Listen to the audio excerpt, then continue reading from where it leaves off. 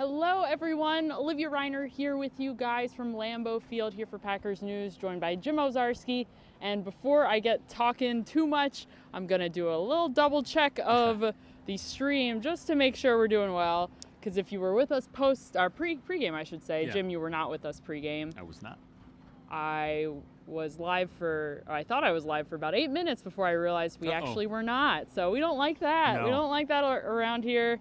But it looks like we are good. Okay. Right. I think we're good. I see us on Facebook. Yeah. If you can see us and hear us, double sensory things, make sure you let us know over on the Facebook chat, where I will be soon be taking a look over there, and I'll answer some of your questions tonight. But before we do that, let's just talk a little bit about the Packers win to Washington. Hey, I think we all predicted the point differential was going to be a little bit bigger than this. I thought, the 13-point spread for entertainment purposes I thought was safe.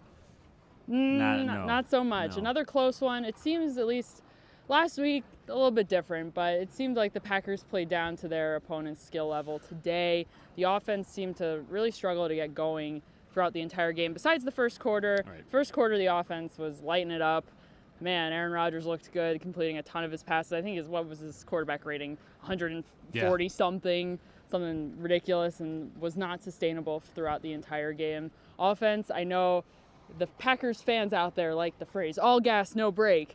There was a lot of break in that game. It was pretty underwhelming, especially from the receivers, who I don't think a single wide receiver got a target or at least a reception until the second quarter of the game. Yeah, late in the second quarter. Yeah, so kind of an interesting game plan offensively for Matt LaFleur.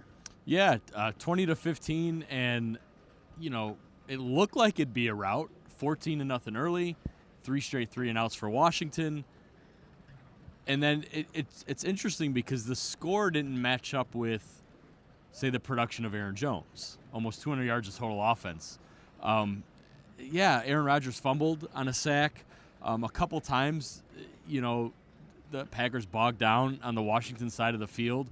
And Olivia reminded me actually of the Bears game, the Vikings game, to a lesser extent the Denver game. It was like a throwback to the very beginning of the year where the offense kind of started fast, didn't do anything after that, and the defense actually had to play well for 60 minutes. Well, 57, which they did, the sort of some garbage time yards and points at the end. Yeah, absolutely. I think back in the day of this season, we were asking the question, what is this Packers offense's identity? And I think today we stand here and we ask the same exact question. What is this Packers offense's identity?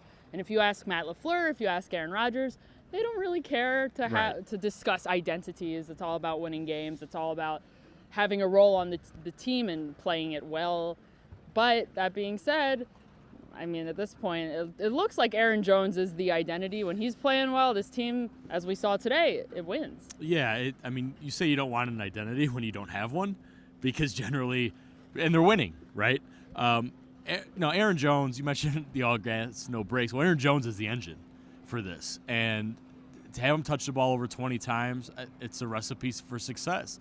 I think when they look back at where this team sort of bogged down, Olivia, I thought, the game plan to roll out the 3 tight ends early, Jay Sternberger could have caught his first touchdown if he read the coverage right. Robert Tonyan did.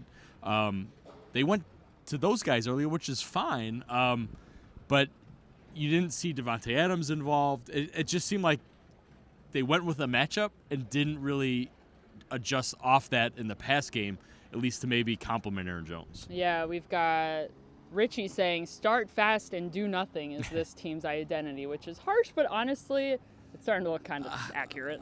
Well, at least today. Last week they scored 14 fourth-quarter points, right? Yeah. So they were up 17-13 before scoring 2 late touchdowns. So, they just haven't figured out a way to play a full 4 quarters of offensive football on a consistent basis. We've seen it at times. I mean, they do have 10 wins. Just Sunday, Olivia, here, it wasn't, for whatever reason, it didn't click in that way. And when they got down to the red zone, it wasn't always great either. They went 2 for 4 in which the is red odd zone. for them because they usually score touchdowns. So to not do that was a little bit different. So let's see what we got here in the Facebook comments.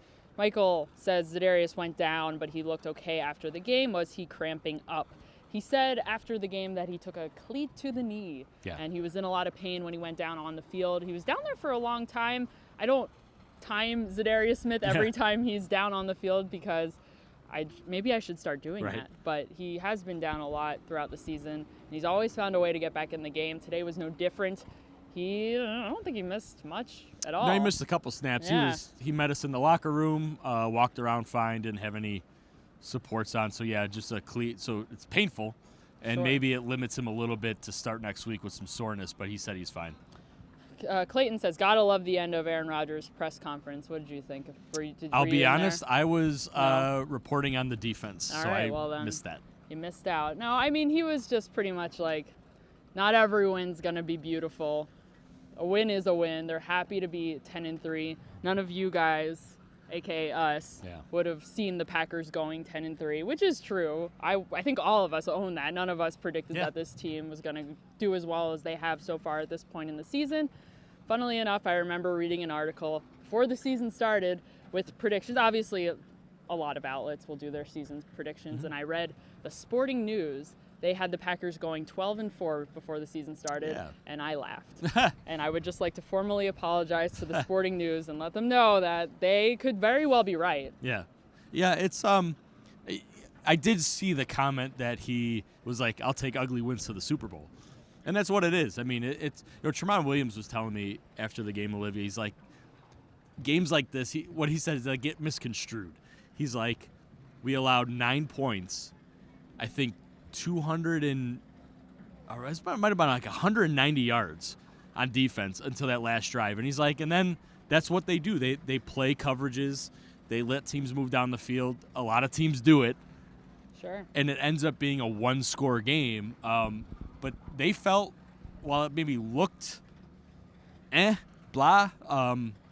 they had control of it throughout. Yeah, Garrett asks, how did the cornerbacks look without Kevin King? Speaking of Tramon Williams, so Kevin King and Tony Brown were both inactive for the game today. Kevin King with a shoulder injury, Tony Brown with a heel injury. Both were somewhat surprising in the moment. I guess in hindsight, you look at a guy like Kevin King who practiced all week in some capacity. I believe Tony Brown also practiced all week, but questionable heading into the game today. We saw Jair Alexander, obviously, outside corner. Tramon Williams shifted over to outside corner. Yeah. And we saw Chandon Sullivan take over in that slot corner position. All in all, there weren't a whole lot of explosive plays. No. Both the run and the pass today. Yeah, no, and they, Washington, I don't know how explosive they are. This is true. Which is maybe why they elected to have King down and Brown down. Yeah. McLaurin had 4 catches for 57 yards. Maybe 3 of those were on Alexander, maybe 2, and the touchdown was unbelievable. That was well covered, and that's all McLaurin. So I thought the corner, Chandon Sullivan, had a PBU on a 3rd down, I believe. So, they played well. I think it was about playing run defense, and while I know some Packers fans on Twitter were like, oh, we can't stop the run. I mean, they did. 120 rush yards. One of the I think the 4th lowest total they've allowed all year. I mean, the injury to Darius Geis, I think, helped the Packers. I mean, he's a home run threat, but he got hurt, and Adrian Peterson was fine, but he's 34. He averaged 3.8 yards a carry. Yeah. Sean. Sorry, Sean. Michael points out, big takeaway for him would be that the Packers went 2 for 2 on 4th down, and he says, I haven't checked this, that at this point they were 2 for 7. And I do remember recently they had just gotten their first 4th down conversion, so I buy that. It's funny. I think Matt LaFleur is. I'm going to take total credit for this. Go for it. I had asked him about this right before they left for New York about his philosophy on 4th down. Are analytics involved? Does he have a stop sign in terms of distance? And he's like, no, it's a feel thing. And then lo and behold, 4th and 10 in New York works.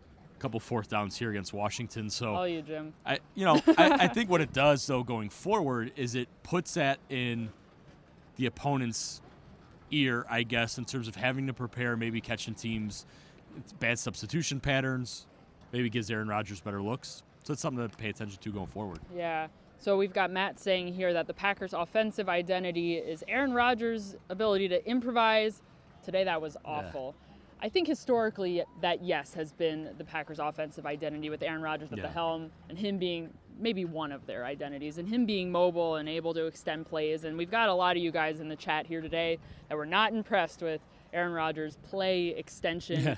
It didn't really work that well today. And I don't know if you want that to be an identity. No. Off-schedule, run-around stuff is not. That's supposed to be last resort.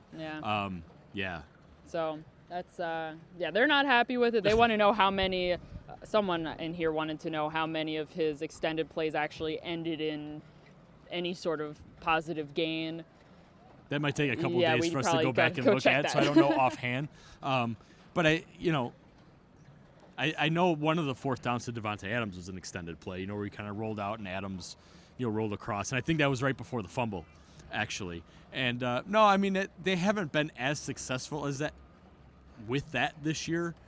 But, again, you look at last week, 4th and 10 to Jerome Ellison gets you 15 yards, gets you a touchdown on Mercedes Lewis. So it's just not as consistent, and, maybe that's the frustrating part. Sure. It certainly is. Let's see. Chase says, sign Jay Cutler just to sit in the stands. He's the Packers' good luck charm. Already looking forward to Bears week. I think with Mitchell Trubisky, they don't really need any more good luck. Yeah. I mean, even with 3 good games under his belt. 1 good game. Okay, you're going to give him 1. Well, really, I mean, if we're going to do a quick look ahead, I mean, I think Packers fans saw it. Trubisky actually running the ball is something he had not done for, 12 weeks? So that adds a little something, but unlike Dallas, the Packers have a book on him. This isn't, he wouldn't catch them by surprise by doing any of that. So, no, they don't need Jay Cutler. No. They just need Aaron Jones to be as good as he was today. Yeah, really, guys, I think if the Packers don't fumble after converting that 4th down, the 42-yard run set them up in Washington territory about the 1st and 10 at the 45, and then went 3 and out after that. I mean, honestly, you kick 2 field goals, it's 26-15. You know what I mean? So they're not going to be perfect all the time. I think those are 2 specific areas, Olivia, that when the offense bogged down, it made it look worse or feel worse than it probably. At least Aaron Jones's numbers say that should have been. Points were definitely left on the field, and I think that red zone percentage shows that, and that's not an area that the Packers offense has really struggled with all season. Right. So for those reasons, maybe I wouldn't be super concerned going forward. However, you look at 2 NFC North competitive games coming up with the Bears and the Vikings. Detroit, perhaps not so much, but they're getting set for the playoffs. They need to start playing like a playoff team, like the 49ers, the Saints, who played a neck-and-neck game today and scored big. I don't know. Yeah, right. I mean, maybe Packers fans saw that and were like, oh, my God, can, these guys score 48 if they have to? We haven't seen it. No. So. Yeah, so I don't know. But I think these guys would tell you that defensively they wouldn't allow 45. I know the 49ers put up a big number, but I think at least they feel that wouldn't happen again. Yeah. We'll see. Yeah, James says 13-3 will be great going into the playoffs. Quit getting down on this team. Our Packers fans are spoiled.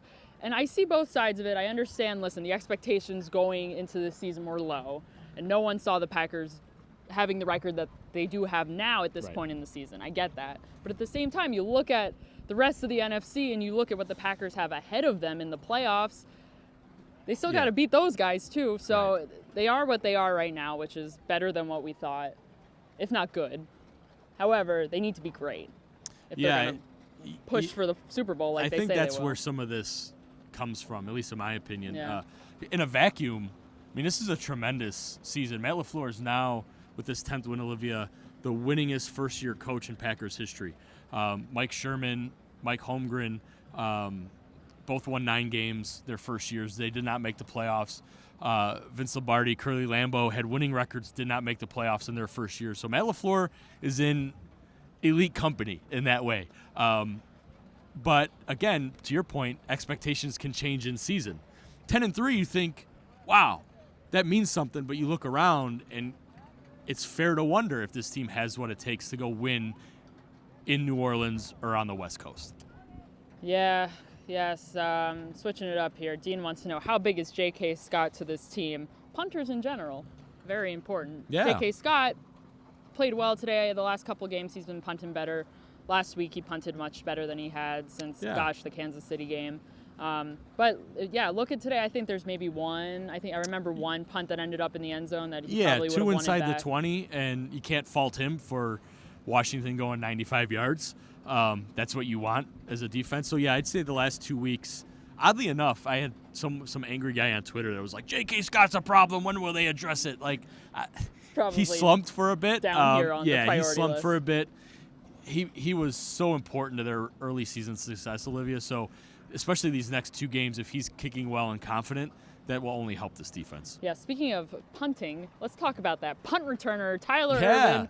Sources tell me that the statue is already being erected outside of Lambeau Field. And by sources, I mean nobody. But hey, positive punt return yardage. Did that guy get the game ball? He should have. I could not give him my game ball. That still had to go to Aaron Jones. But Tyler Ervin, his 10-yard punt return to open the game, the longest of the season, the most yards of the season in one play. He ended up averaging 12.8. Gave the Packers plus field position on 3 of his returns. So, at the very least, Tyler Ervin is the best punt returner of the 2019 season for the Packers. And who knows? That little bit, Olivia, they've been missing that. Oh, my God. They've been either staying the same or going backwards. Yeah. In that part of and today it mattered. The Packers scored 2 touchdowns on short fields. That is field position. Yeah. That's so important to this offense. They need that just as, like I've said before, just as J.K. Scott is important to the defense and pinning back opposing offenses. Punt returner is a big role in setting up the Packers offense too. So that's a big He was a popular deal, guy guys. online. Yes. He doesn't check Twitter. He said he might check it tonight. Have people started calling the pro shop for their Tyler Ervin jerseys? They might have to be custom at this point. All right, Jim, any final thoughts? I mean, Aaron Jones, great day. Listen, he said after the game, he was born in December. He's a Sagittarius, so he's got a lot of juice left in him. As a fellow Sagittarius, I can identify with that. There's not a lot of things that Aaron Jones and I have in common, except for maybe the fact that we both bleed blood. But I will say we are both Sagittariuses, and I feel like I've got a lot of juice left in me for the month of December as well. Do we know that he bleeds blood? I actually don't know that. Yeah, I mean... Ooh, good question. I'm not going to ask him. Could be an alien. We don't know. I mean, at this rate, he might be. Sources say. Again, the same sources that told me about the Tyler Ervin statue. No, I mean, honestly, leaving here, I think they could beat the Bears playing this way, to be honest. The Bears' defense is really banged up. I don't know about Minnesota. They do need to put together 60 minutes. Right. We're seeing a little bit, special teams a little better. Defense, I thought, has been better the last 2 weeks. That needs to continue against some better teams. It's about getting it right in December to play better in January. I think in the back of my mind, every single game, even today's game, you compare the Packers' performance to, what if this was the 49ers? What if this was the Saints or the Seahawks? You list all those teams, and if the Packers aren't playing well enough to play against that imaginary figment of your imagination, whatever that team might present, then, I mean, that's concerning. Yeah. Yeah. So anyway, I need to take my glove off to unlock my phone so I can end this. Very graceful here, guys. Thank you very much for joining us. We appreciate it. Make sure you're checking out PackersNews.com for all of your Packers news. Follow us on all of our social media channels. Be on the lookout for the Packers Green 19 podcast after the game. Tim and whatever what is you're called? No, they called Tom Tim. They call Tom Tim. And you are John. John. Okay, Yeah, Tim and I'll John. run the live blog. Yeah. Tim and John will have the podcast up for you guys sometime tonight. So make sure you're looking for that in the morning. Thank you guys very much for joining us.